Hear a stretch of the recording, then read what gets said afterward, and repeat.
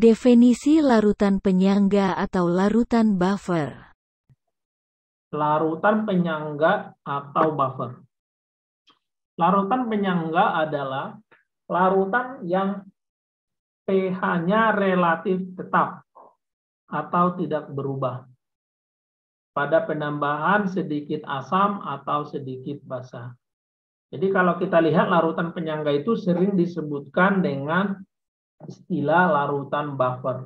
Konsep dasar dari mempelajari ini, Anda harus menguasai asam kuat apa saja. Udah tahu kan ya? Asam lemah apa saja? Ya selain asam kuat. Basa kuat apa saja? Basa lemah apa saja? Ini dasarnya.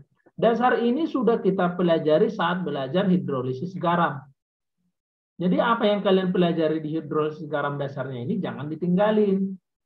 Karena ini akan kita pakai juga di larutan penyangga. Jadi artinya yang ditahan dari larutan penyangga ini adalah pH-nya. Jadi contohnya gini. Saya punya larutan penyangga. Saya punya misalnya larutan X. Larutan X ini adalah larutan yang bukan penyangga. Misalnya ini adalah larutan X. Ini bukan penyangga. Saya larutan X ini pH-nya awalnya misalnya 7 ya. 7 misalnya. Ternyata saya tambahkan sedikit loh ya, sedikit HCl, asam kuat. Ternyata pH-nya berubah langsung, pH-nya menjadi, jadi pH-nya si X ini menjadi, setelah ditambah HCl ya, menjadi 3. 3 ke 7, dari 7 menjadi 3 gitu loh. Itu udah jauh banget. Nah, kalau saya punya larutan penyangga, teman-teman, kita perhatikan ya. Kalau saya punya larutan penyangga, misalnya larutan Y ini adalah larutan penyangga. Larutan Y ini misalnya pH-nya sama dengan 6 misalnya. Saya tambahkan sedikit HCl, asam kuat ya kan. Maka pada saat penambahan ini yang larutan Y ditambahkan sedikit HCl, maka pH-nya turun dong. Tapi pH-nya turun menjadi misalnya 5,9. Berarti perubahan pH-nya penyangga ini tidak jauh dari awalnya. Makanya dikatakan relatif tetap, artinya bukan tidak berubah, teman-teman. Tapi sedikit berubah. Sedikit doang, sangat sedikit. Contohnya dari 6 menjadi 5,9. Kalau dibandingkan yang X, dari 7 menjadi 3 itu sangat jauh, guys.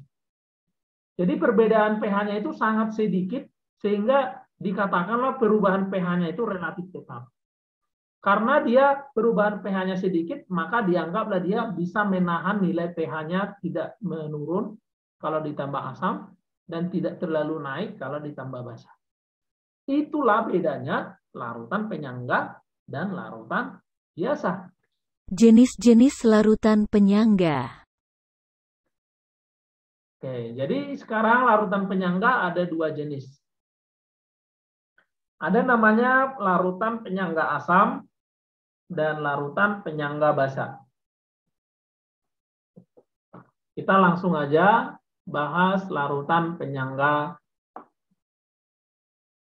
asam. Larutan penyangga asam itu adalah campuran dari asam lemah dan basa konjugasinya.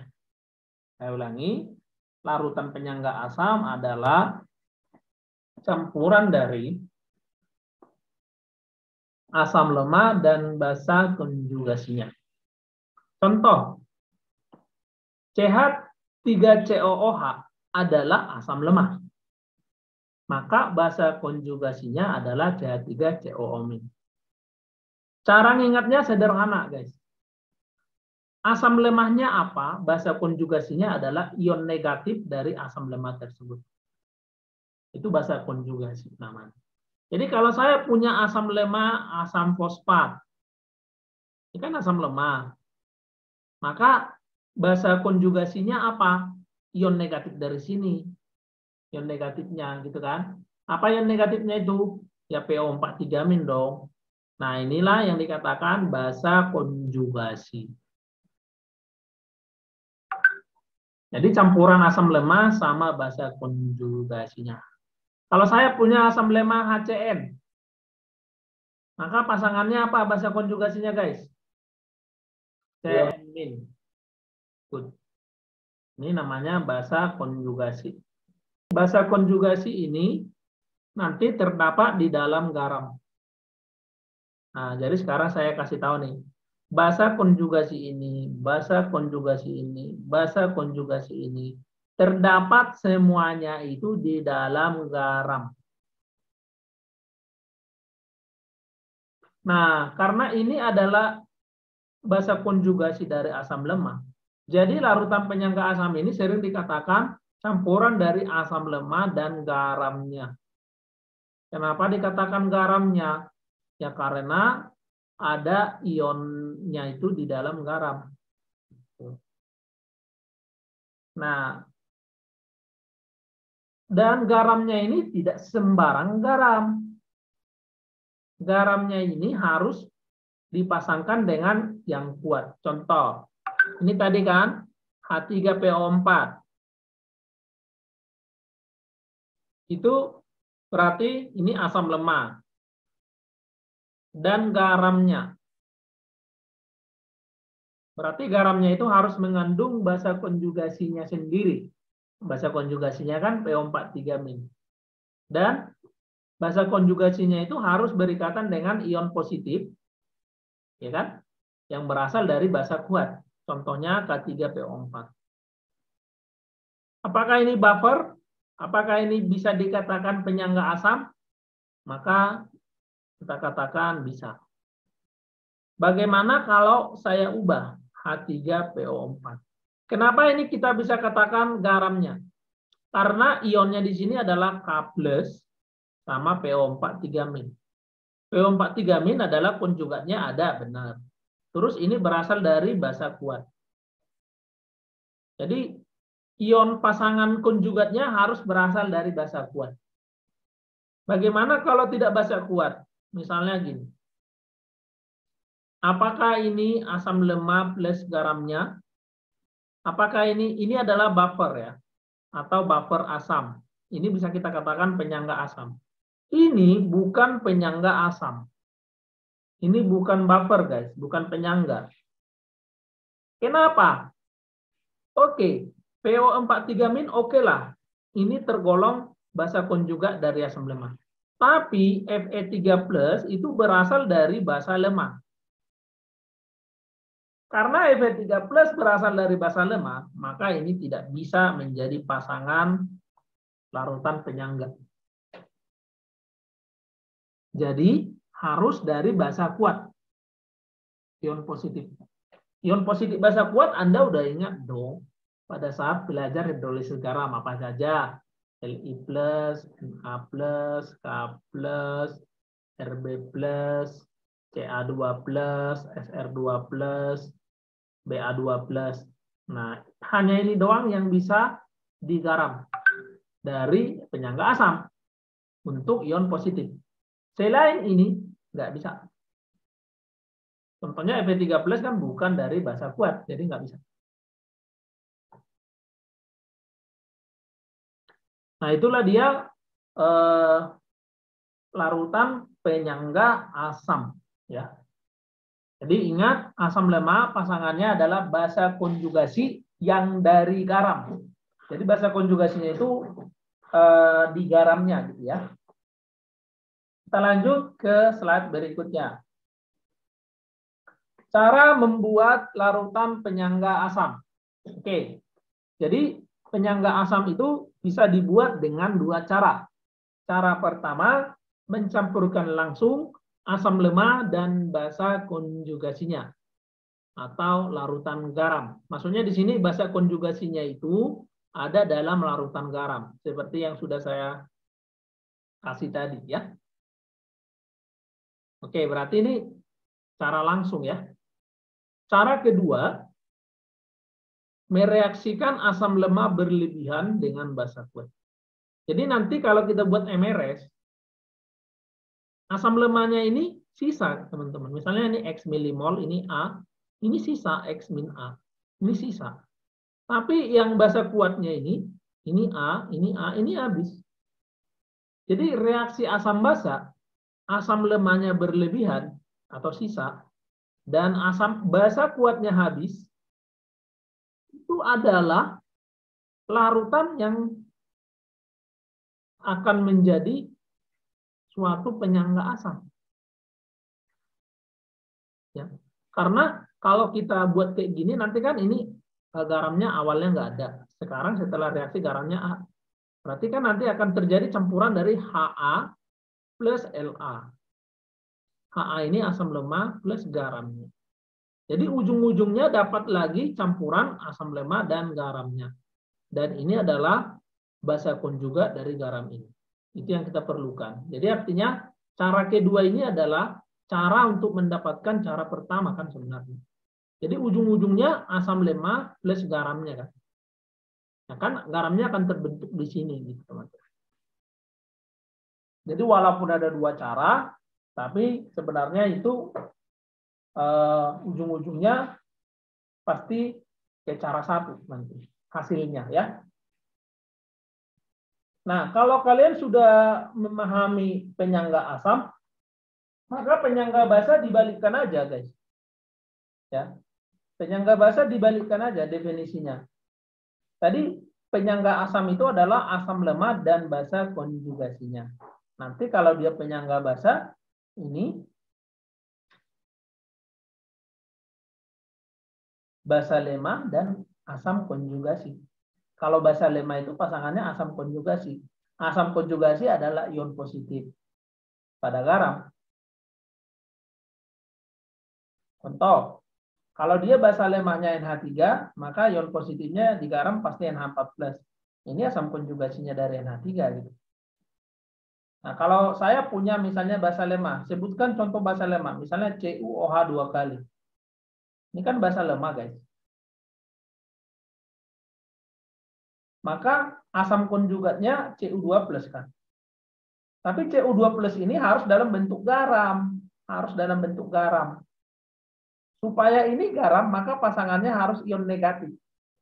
Nah, ion negatif yang dari mana? Ion negatif yang dari asam kuat.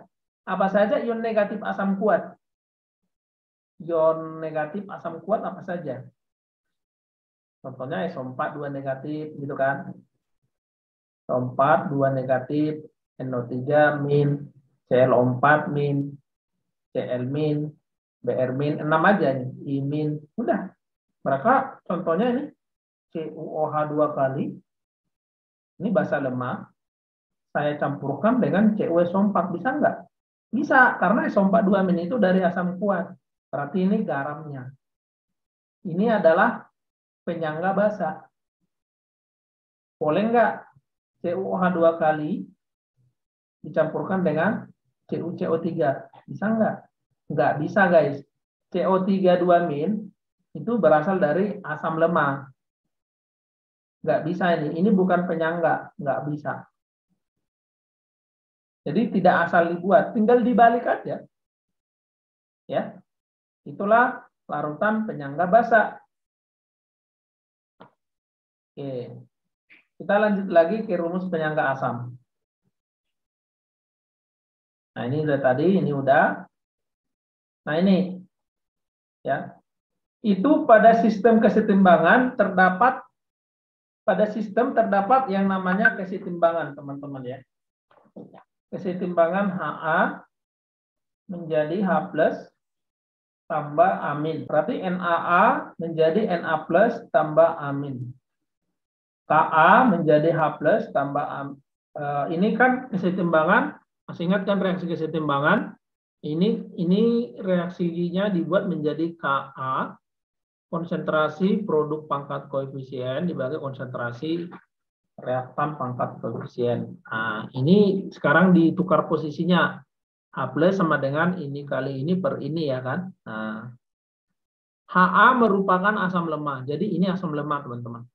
Sehingga ion amin yang dihasilkan ini sangat sedikit. Sangat sedikit. Sehingga ini diabaikan. Jadi amin ini berasal dari garam ini semua. Berasal dari garam Na. Makanya tadi saya katakan basa konjugasinya berasal dari garam, bukan berasal dari asam itu sendiri, bukan. Karena yang berasal dari asam itu dihiraukan karena sangat kecil. Ya, jadi dia harus di dalam garam. Nah, maka dari itu turunlah rumusnya ke bawah ini menjadi seperti ini. H plus sama dengan Ka kali konsentrasi asam dibagi konsentrasi basa konjugasi.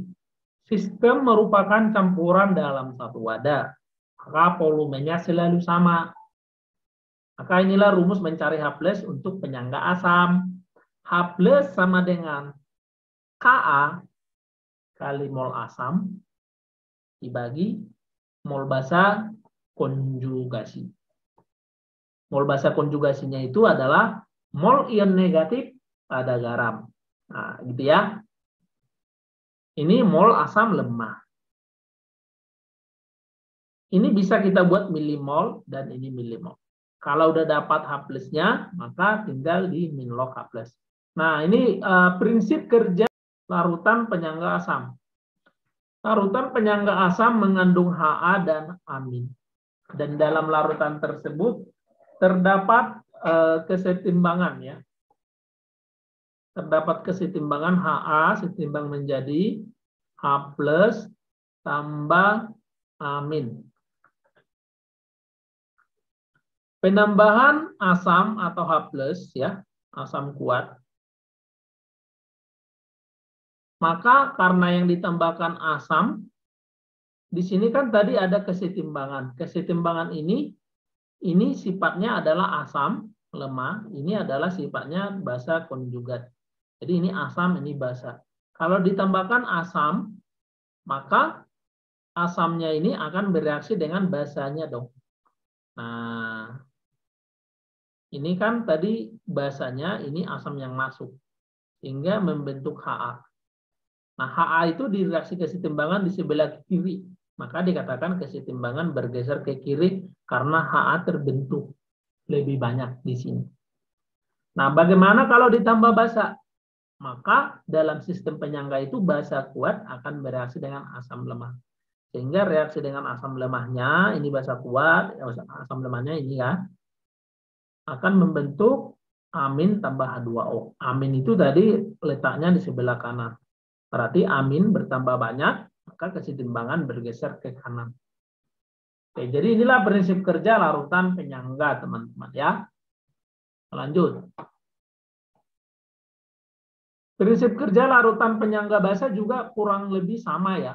Cuma bedanya di sini nanti ya basa lemah, asam konjugat. Nah, gitu aja sih bedanya. Nah, udah. Ini udah tadi. Ini sama persis ya, teman-teman. Bedanya di sini basa lemah, asam konjugat doang. Cara langsung. Ini cara reaksi basa lemahnya sekarang yang berlebihan dan asam kuatnya habis. Gitu ya, sama. Nah, ini rumusnya kan sama nih. Artinya sama konsep dalam hal konsep ya, bukan berarti sama persis. Kalau dia penyangga basa tentu yang dicari OH-. Karena dia basa lemah tentunya bukan Ka tapi Kb. Karena dia penyangga basa tentu bukan mol asam tapi mol basa lemah. Dan pasangan basa lemah adalah asam konjugasi. Nah, kalau Anda sudah dapat OH-nya nanti, ubah ke POH dulu.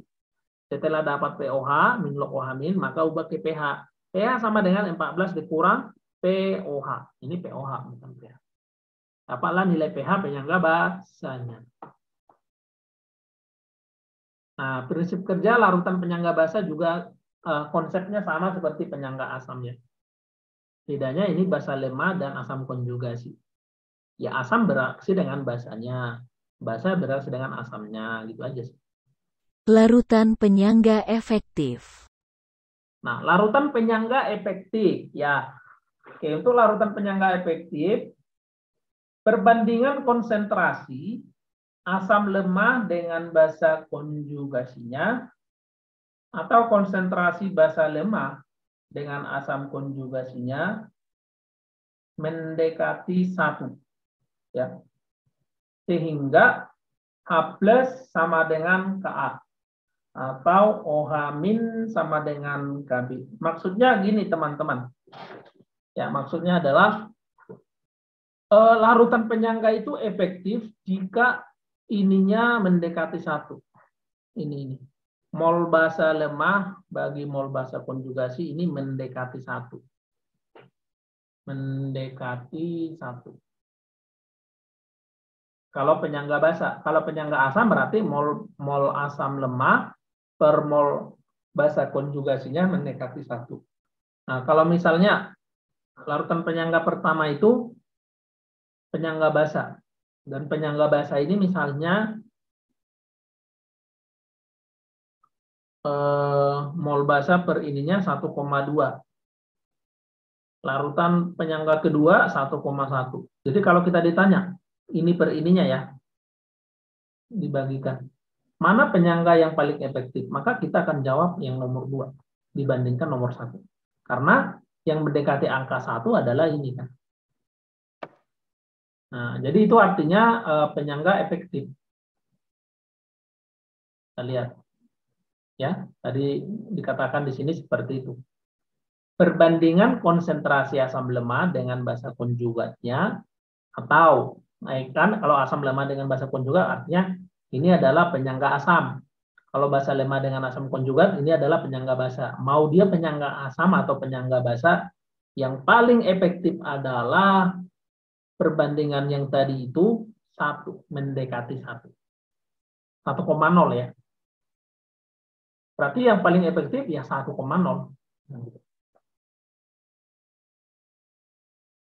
Itulah untuk larutan penyangga efektif. Larutan penyangga dalam kehidupan.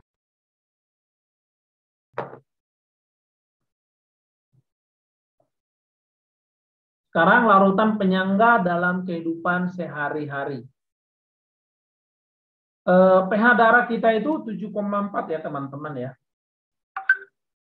7,4. Kalau saya nggak salah ingat ya, kalau saya nggak salah ingat, pH darah kita itu tidak boleh lebih kecil. Pokoknya dari 7,4 ini tidak boleh sampai plus minus 0,5. Jadi tidak boleh dia ke bawah 0,5, ke atas 0,5. Jadi tidak boleh dia 6,9 ke bawah, berarti di bawah 6,9 atau 6,9 sendiri nggak boleh, dan 7,9 atau di atas 7,9 nggak boleh gitu. Jadi ada batas amannya, plus minusnya ada. Kenapa? Karena kalau kita udah di bawah ambang batas pH ini, saya kurang tahu ini benar apa enggak ya, saya lupa masalahnya. Cuma konsepnya kayak gini lah ya. Kalau udah di ambang batas itu, baik plus baik minus, maka sistem kerja darah akan terganggu. Kalau sistem kerja darah terganggu, sehingga sistem kerja bagian tubuh kita semuanya, saraf-sarafnya terganggu. Sehingga dengan cepat kita akan end game. Tapi, untung kita punya penyangga di dalam darah. Sehingga dia bisa menahan pH darah. Makanya kalau kalian minum es lemon tea ya. Lemon itu asam banget loh guys. Mungkin kalau diukur pH-nya itu mungkin 3-4 deh pH-nya. Atau mungkin 5 deh misalnya gitu. Jadi kalau misalnya bayangkan ini pH ini bercampur dengan pH darah kita yang 7,4. Kalau kita ambil aja rata-ratanya itu, rata-ratanya aja lah kita ambil misalnya loh ya. Berarti itu bisa jadi pH darah kita langsung jadi 6,0. Udah end game. Cuma minum lemon tea. Belum lagi minum makan bakso. Cukanya dikasih banyak. Cuka itu juga asam juga ya kan. Sama aja kayak gini. Kenapa pH darah kita itu tidak turun drastis? Padahal kita makan ini, minum ini gitu loh. Makan ini, minum ini. Kenapa nggak turun drastis? Ya karena ada di darah kita itu suatu komponen penyangga yang bisa menahan pH darah tidak naik terlalu drastis dan tidak turun terlalu drastis, walaupun ada zat asam masuk atau zat basa ke tubuh kita, guys. Gitu ya. Nah, penyangga di darah kita itu namanya adalah penyangga karbonat, yaitu asam karbonat dan ion bikarbonat sebagai basa konjugatnya. Jadi ini asam lemah kan, asam lemah, asam karbonat, dan ion bikarbonat sebagai basa konjugasinya. Ion bikarbonat ini ya, bikarbonat. Kalau ion karbonat CO3 2-. Kalau HCO3-, ion bikarbonat.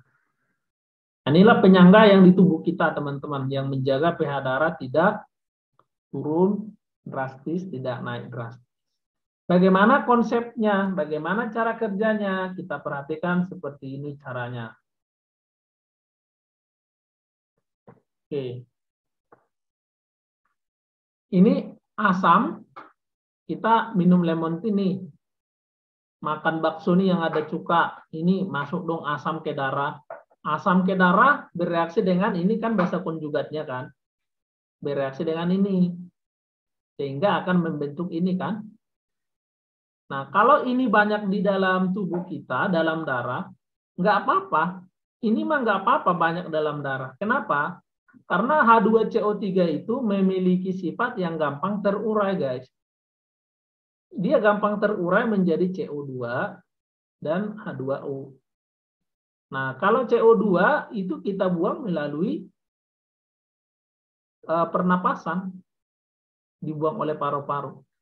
Jadi kalau ini banyak di dalam darah langsung diubah jadi CO2, ya tinggal tiup aja. Gitu aja udah keluar dia. Ya, kita bernapas saja udah keluar gitu. Nah, jadi kita aman ya. Jadi kalau yang minum lemon tea, makan cuka pada bakso, ya aman lah. Karena dia diubah jadi ini, dibuang ke sini. Bagaimana kalau kita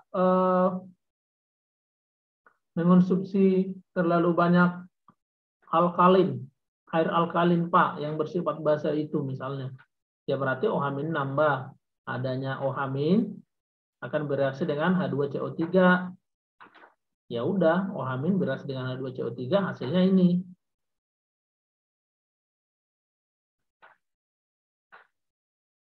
Gitu loh ya, sama ini. Nah, yang ini tadi ya nanti kan di sini akan dinetralkan lagi melalui lakukan penyangga gitu. Jadi aman jadi. Kemudian ada namanya penyangga dalam cairan sel ya.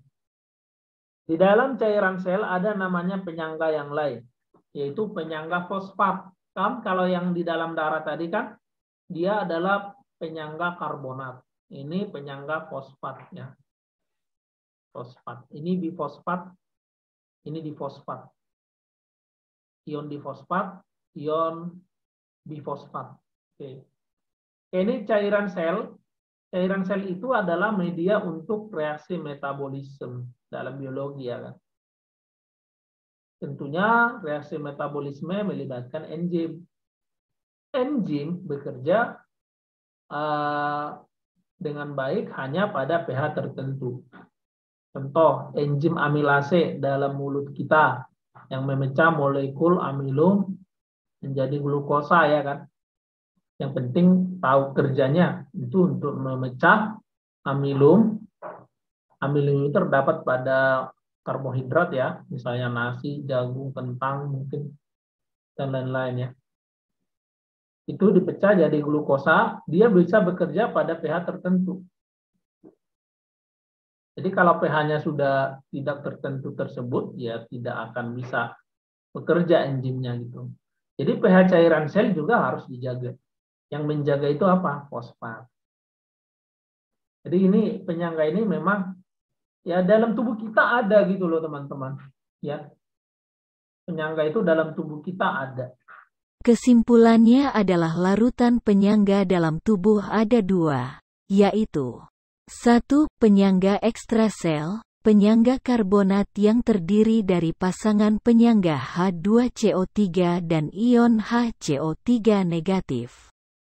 2. Penyangga intrasel, penyangga fosfat yang terdiri dari pasangan penyangga ion H2PO4 negatif dan ion HPO42 negatif.